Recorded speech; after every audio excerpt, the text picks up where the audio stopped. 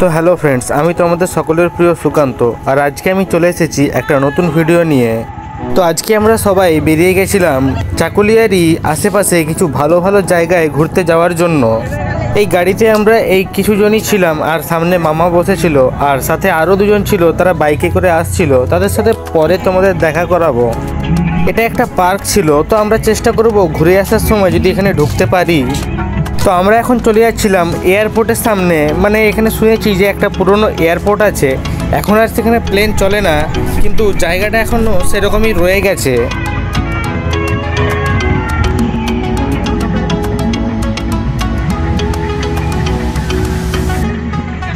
আর এই যে এনারা হলেন আমাদের বাকি দুই সদস্য যারা বাইকে করে আসছিল, দাদা আর বোন।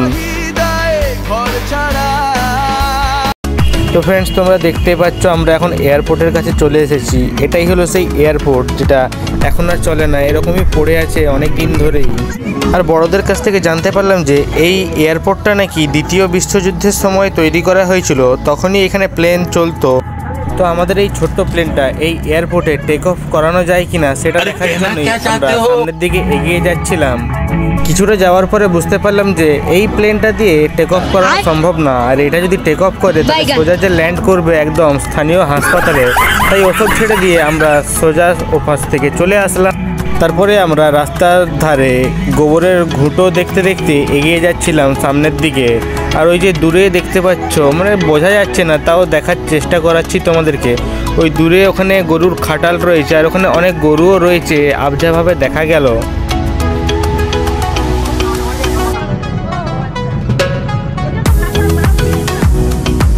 তারপরে ফাইনালি ব্যাক করে এসে এয়ারপোর্টের মিডিল পয়েন্টে এসে আমরা দাঁড়িয়ে এখানে একটু টাইম স্পেন্ড করছিলাম, আর সবাই একটু গল্প করছিল। আর আমি চারিদিকটা তোমাদেরকে একটু দেখানোর চেষ্টা করছিলাম ভিউটা। আর ক্যামেরা দেখতে পেয়ে সবাই একটু হাই করে দিল আমাকে। আর ওদিকে মাও একটু ভিডিও করে নিচ্ছিল। আর এদিকে আমার হয়ে আমার বৌদি একটু তোমাদের সবাইকে হাই বলে দিল। আর এত সুন্দর ফাঁকা জায়গা দেখে আমার তো মন করছিল যে আমি যদি ব্যাট আর বলটা যদি একটু নিয়ে আসতাম তাহলে এখানে আরামসে ক্রিকেট খেলা যেত। আর এখানে সবাই অনেকেই ছিল, খেলারও লোকের অভাব হতো না। তারপরে সবাই মিলে একটু ফ্যামিলি ফটো তোলার জন্য একটু লাইন দিয়ে দাঁড়াচ্ছিলাম আমরা। তারপরে যাদের যাদের ভালো ক্যামেরা আছে তারা লাইন থেকে বেরিয়ে এসে আমাদের সবার ছবি তুলে নিচ্ছিল, দিয়ে আমরাও লাইনে দাঁড়িয়ে ছবি তুলছিলাম। তারপরে সেখান থেকে বেরিয়ে কিছুক্ষণ পর আমরা চলে এসেছিলাম নাগা বাবা মন্দিরে। এটা নাকি এখানের খুব জাগ্রত মন্দির। এটা হলো শিব ঠাকুরেরই আরেকটা রূপ। তারপরে আমরা সবাই মিলে চলে যাচ্ছিলাম মন্দিরের ভেতরে। আর যেহেতু সন্ধ্যা সেই হচ্ছিল, তাই মন্দিরের লাইটগুলো এখনও ঠিকমতো জ্বালানো হয়নি, তাই অন্ধকার রয়েছে। কিন্তু তোমরা একটু অ্যাডজাস্ট করে নিও, কারণ সবই তোমাদের জন্যই করছি। এটাই হলো মূল মন্দির প্রাঙ্গণ। ভেতরে এখানে ঠাকুর রয়েছে, কিন্তু আমি ভেতরে আর যাইনি, কারণ আমি জুতো পরেছিলাম, তাই জুতো খোলা আবার পরা অনেক সমস্যা ছিল। আসলে আমি বুট পরেছিলাম, তাই আমি আর ভেতরে যাইনি। তো চলো এবার তোমাদেরকে মন্দিরের আশেপাশটা একটু ঘুরে দেখাই। এখানে সবাই দাঁড়িয়ে মন্দিরে পুজো দেখছিল, আর এখানে সন্ধ্যা আরতি চলছিল। আর তিনজন বয়স্ক মানুষ একসাথে ঘন্টি বাজাচ্ছিল, মনে হচ্ছিল যেন ঘন্টি বাজানোর প্রতিযোগিতা চলছিল। জোকস অ্যাপার্ট, আমিও একটু মন্দিরের সামনে দাঁড়িয়ে ঠাকুরের আশীর্বাদ নিয়ে নিলাম। তারপরে সেখান থেকে আমরা বেরিয়ে যাচ্ছিলাম এবং অন্য জায়গায় যাওয়ার জন্য গাড়িতে চাপতে যাচ্ছিলাম। তো চলো যাওয়া যাক আরো একটা নতুন জায়গার খোঁজে। তারপরে আমরা চলে এসেছিলাম নেতাজি সুভাষচন্দ্র বোস পার্কের এখানে, যেটা তোমাদেরকে আগেই বলেছিলাম যে আমরা বাড়ি ফেরার পথে আসবো। তো চলো ভেতরের দিকে ঢোকা যাক, দেখা যাক যে আমরা ভেতরে ঢুকতে পারি কিনা। ভেতরের অ্যাম্বিয়েন্সটা তো খুব দারুণ ছিল, খুব সুন্দর ছিল, মানে একদম পারফেক্ট একটা জায়গা টাইম স্পেন্ড করার জন্য। কিন্তু যেহেতু সন্ধ্যা হয়ে গেছিলো আর টিকিটের ভাড়াটাও একটু বেশি ছিল, তাই আমরা আর এখানে বেশিক্ষণ থাকলাম না। আমরা এই সামনে থেকেই তোমাদেরকে যতটুকু পারলাম দেখালাম। তাই ভেতরে তো আর যাওয়া হলো না, তাই সামনে থেকে একটু যতটুকু পারলাম ভিডিও করে নিলাম, আর তোমাদেরকে দেখাবার চেষ্টা করলাম যে এই পার্কটা কীরকম। এক কথায় এই পার্কটা ছিল খুব দারুণ, মানে ঘুরতে আসার জন্য পারফেক্ট একটা জায়গা। কিন্তু বাকি জায়গাগুলো ঘুরতে যাওয়ার সময় অনেকটা সময় নষ্ট হয়ে গেছিলো, তাই সন্ধ্যা হয়ে গেছিলো, তাই আমরা এখানে আর বেশিক্ষণ থাকতে পারলাম না। এটা আমাদেরই ব্যাড লাক। পরের বারে এসে চেষ্টা করব এখানে দিনের আলো থাকতে থাকতে কিছুটা টাইম স্পেন্ড করার। তারপরে সেখান থেকে বেরিয়ে এসে গাড়িতে চেপে রাস্তার ধারে সিনারি দেখতে দেখতে সামনের দিকে এগিয়ে যাচ্ছিলাম। তখনই সবাই বলল যে অনেক তো ঘোরা হলো, এবার একটু কিছু খাওয়া দাওয়া করা যাক, কারণ খুব খিদে পেয়েছে।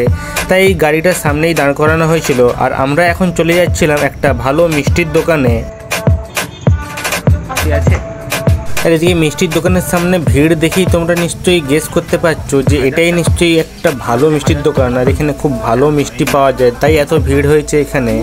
তাই এত ভিড়ের কারণ দেখতে আমিও চলে এসেছিলাম মিষ্টি দোকানের সামনে। আর এখানে মা আর মামা ওরা মিষ্টি কিনছিল, আর তোমরা দেখতেই পাচ্ছ এখানে কত ভ্যারাইটির মিষ্টি রয়েছে, আর সব একদম দারুণ মিষ্টি, দেখেই জিভে জল চলে আসছিল। আর কেন জানি না ওই দাদাটা মনে হয় আমার ভিডিও করা দেখে লজ্জায় মুখ লুকিয়ে সরে গেল সামনে থেকে। আর এদিকে আমি তো বিন্দাস ভিডিও করে যাচ্ছি, কারণ আমার তো আর মিষ্টি কেনার নেই, যা কিনতে মামা আর মা ওরাই কিনছিল। তারপরে ফাইনালি আমাদের মিষ্টি কেনা হয়ে গেছিলো এবং আমরা ধীরে সুস্থে রাস্তা পার করে এপাশে চলে এসেছিলাম এবং গাড়িতে চেপে বসেও গেছিলাম।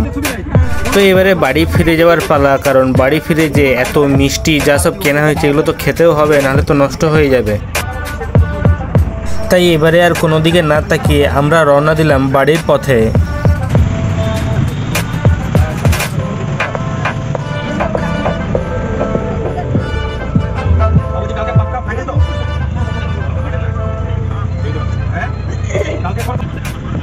বিকেল থেকে এতক্ষণ ঘোরাঘুরি করার পর সবাই প্রায় ক্লান্ত হয়ে গেছে, তাই চুপচাপ সবাই গাড়িতে বসেই ছিল। আর এদিকে আমি কিন্তু ভিডিও করেই যাচ্ছিলাম, আমি একটুও ক্লান্ত হইনি।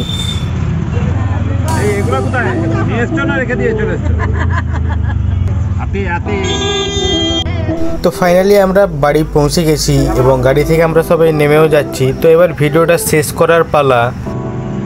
তো চলো ভিডিওটা আজকের মতো এখানেই এন্ড করছি। তোমাদের সাথে আবার দেখা হবে নতুন কোনো একটা ভিডিও নিয়ে। তো ততদিন তোমরা সবাই ভালো থেকো, সুস্থ থেকো, আর আমাকে সবাই তোমরা সাপোর্ট করে যেও। So till then, by.